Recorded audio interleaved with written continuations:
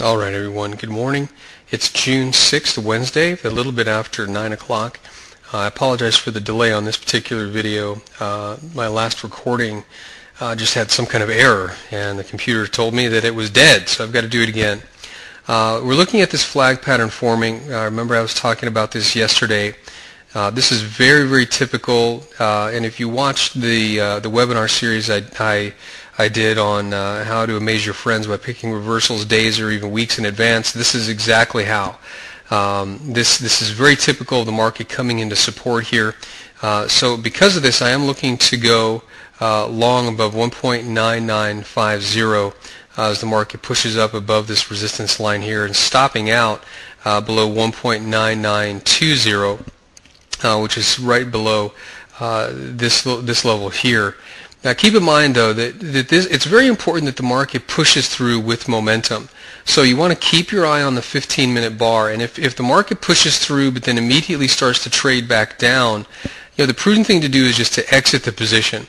Remember, stops are not in place to just let the market hit them without even thinking about it. This is a momentum-based trade, so for me, if the market is going to turn around very quickly, I'm not going to just keep my position in there if the likely direction is no longer up. And I'll give you an example. Here you can see the market. I apologize for the missing data here, but here you can see the market pushes up.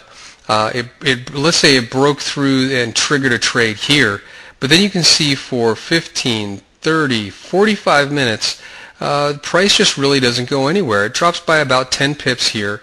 And my stop would of course be right back here as well. So there's no reason to let the market come all the way down here and stop me out, especially if this is a momentum type of trade, which it is.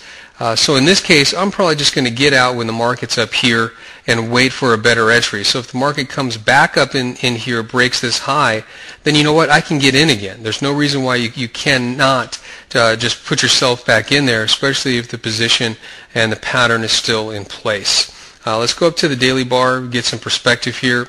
You can see, if you remember, we've been talking about this particular trading lane that the market has been in for the last several weeks.